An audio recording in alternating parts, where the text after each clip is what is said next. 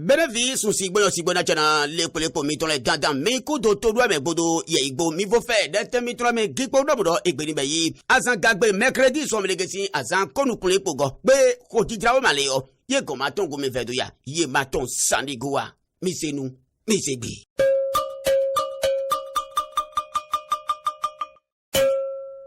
Mi se nu mi se gbe. Oh, Dijalawe malé. Oh, moi de ton lait. Quel autant. Na sene millénaire.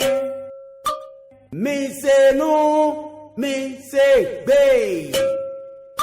Après flagellation de jeunes au palais de la fraternité au Boni. Libéré l'empereur Robert devant le juge le 10 août prochain. 8 de ses ministres jetés en prison. Bénéfié. Ayant doye vok beni gbeseo. Yaou domonu kunu jame kondo mundongo didrawe ma jakpata. Eloni azeta kuton. Undonya kaka. Oh, we de trotien gbasa ganjibo. Oh, lo besi siyon me agbaji aganji domundo masedo ode wadaya. Unbe domundo oh lo be. Ikoto wan paton ekpo. De leze. Oh, dekpe de unko vatan kenyagbo. Oh, nous les gobo. Dekpe l'otien gbasan do gbati ten gbebo procureur dossier da mundo ye ni a chon lo ye dia. Wege nou e do chon lo ye dia. Ye do na kan o se ma. En bonne du femme. E ine do a kan o se ne. De mo e kan o se o. Ye wa do mundo Ye mo lo le de dio ye na do. Oro lo be. Ye zelo jala we sous convocation. Ye dwe we unbe ido mundo me dawe magoro gomeni gbangban gbegbeji eji osumo me na bi omelege si asan o go ye na go we nu ko amu eni go kan o se amo ohun itoton agbago gaton mo ni be ile porepo chonton ye le agan pa mejegbeun ye ma zedra gan pa lo me sane goa ambone du fama ye do ele ni ando davi gawe we eyin do mundo e wa je Osumo me na bi omelege si azan o go le na wa kenu pado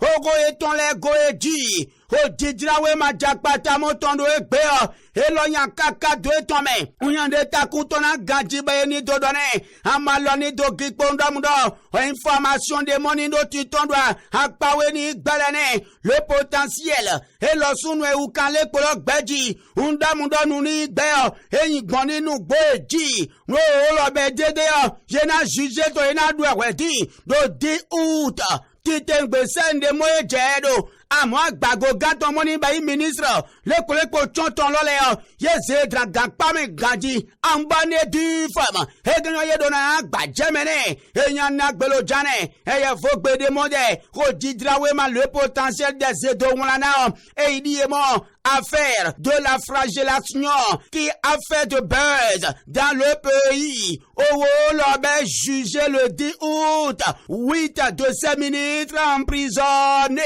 Et gagnant yé de agba jemene ganji. Amaloni do gikpondamdo. Onu jonwa. Et gbedo di jodo bene tomi tome. Bene vie. A fait moni be yo l'obé ton. Alors dona jodo bang bigbidi ganji. Anate geti si a fait de negan legalea. Aya ou domonu kunu jamais pondo mundo o kwa moni be yi livi pampana e ne go ko recouvrer e ta o mo do gbangban ti tengbene sende mo jedo ne o ye moni be yi o zon vi moni donu nglete o zon ato moni donu nglete o ye do e pondo mundo ye do na tenpon o suku alo ganji eji en bonne du fama o yo da o su pepele bo won e je pipa e o mo million gbangban e gyan ye do na ya do gbajame amaloni do gipondo mundo information moni do titon le ye dona gbajame ne amaloni do be isi seto benevie eye information do titon ba makaro dona mona wa e ma ka jeune investigateur e lo ni ndo di dodom re na gbajama gidom ro zan tete o mi na bi o ablode gbajama ya amo mi ni dodu fait mi ton de l'indépendance ici we gen nu to ro gbeta moni be union progressiste so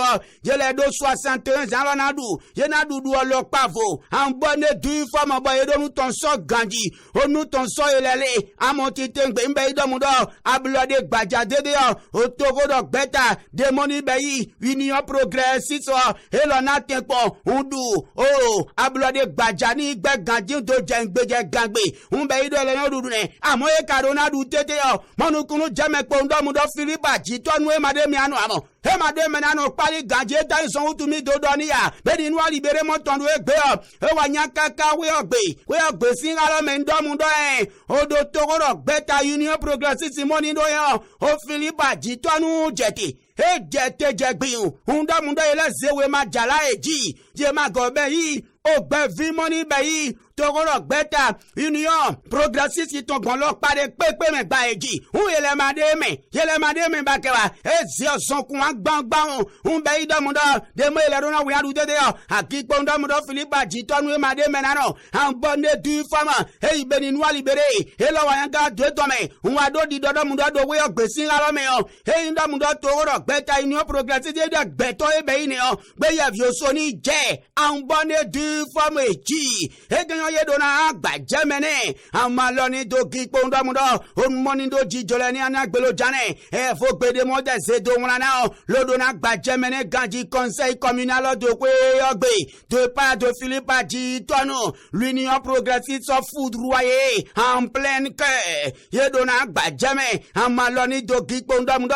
onu jonu e gbedo jijo dandan sende mo je do benefie onu karo jijo e made kakutone wa amadona gia mo pa sofa to kode dia makido mele ile ni pa chegbon apani gbewe ya we gen nu agipo ndomudo o pli da o de timba yi mele ton bo ye non dogbo o me money ndo ye fo français 3 mele gbo ganji we gen nu ya pli ni gbero Kigali kan le nukun le po godi e amagipo ndomudo luiki atropo elo ni be yi mele si gando beneto me ya elo eziofo mele ton rote na to ya pli ni gbe ganjan bonne di famo yamo e an ganji bo be ni no libere mo ton we gbe et en kaka de ton me boko didrawe ma defo le yele gomo ganji le potentiel le nia ye me big pa patamo un kenu pa dego no ti position le nia ye pa kenu pa dego sende mo jedo o didrawe ma defo le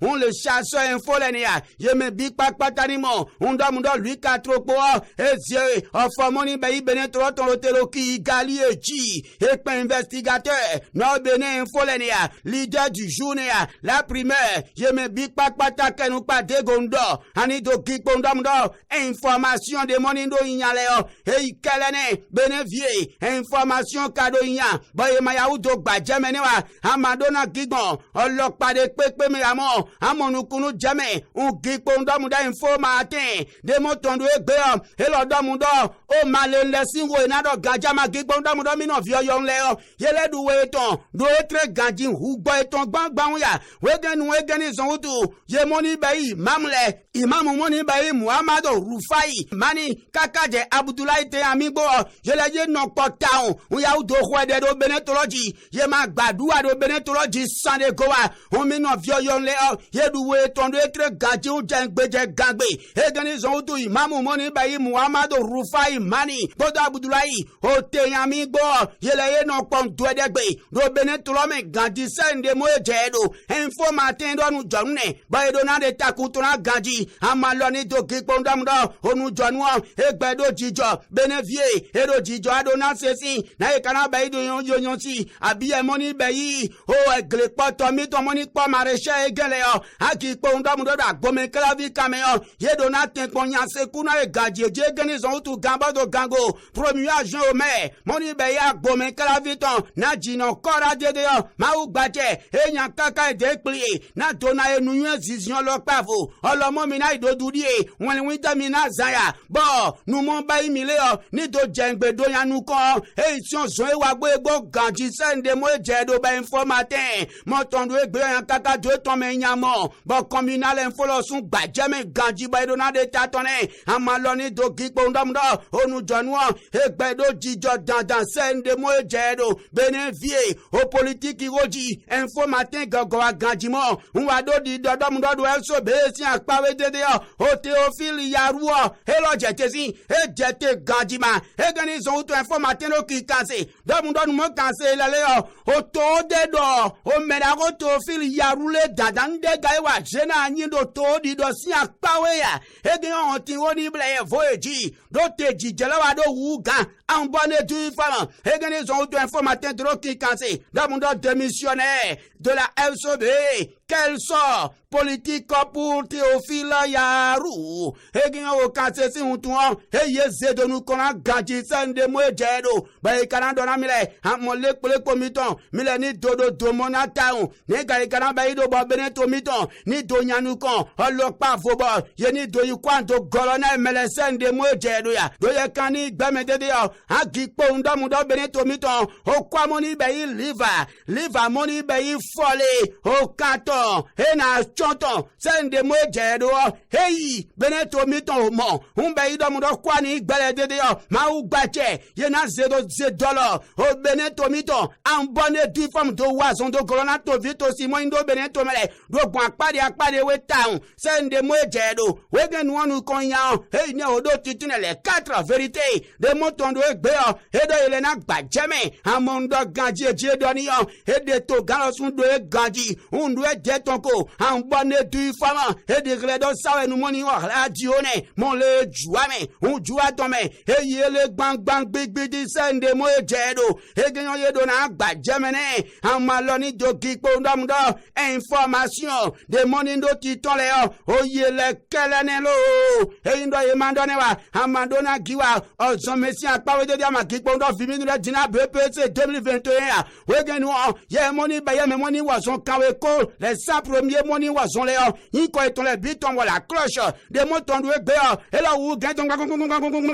bra ile do eji we genu ani gipo ndo ndo demoiselle tata de mo irodo akofa serena agbagla e lo ni ba yi premier lo bido beneto lo me e mo ken moni ba yi 18,59 e ye lo mo gbang gbigbi ganji e lo ni do o gain premier e yin le ganji do BPC de mo yan an bonne du femme do ba yi mademoiselle akofa serena agbaglane un premier avec une moyenne de 18,59 et on a gbajemene amaloni do gipo ndamudo onu jonwo egbedo jijo dandan sende mo jedo benefie o de monado lolegeo e manye de kiko adorona ko amo e ndamudo je hwene jane madeo o mako gbele gbondo le pon pachala magidom le tre malele duwele de mo e ka duwe lo lodun ko do ndamudo alaji wa mi duo e indolo ganji sende mo jedo ma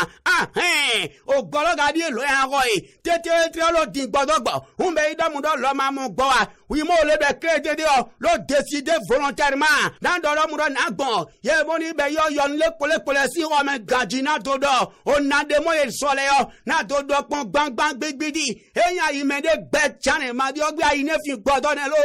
e gen yo ma ko gbere pono e ko e won le jane maro ki ko do mo na be yi lo le ne na pon me mo do na gbe do mu do lo ma do o na e ton pon wa e me ni gbe jane agi pon do mu do gbodo do lo e to me an bonde du fama mi ni do mi pon do mu do lo nya misa mpe eye weno amisa efo gaitan paso Martin Ajimon kude nugbo toji niyan ezinami ho jijalawe male ho mo ede ton le kleuton ne mi sene mi senu mi se be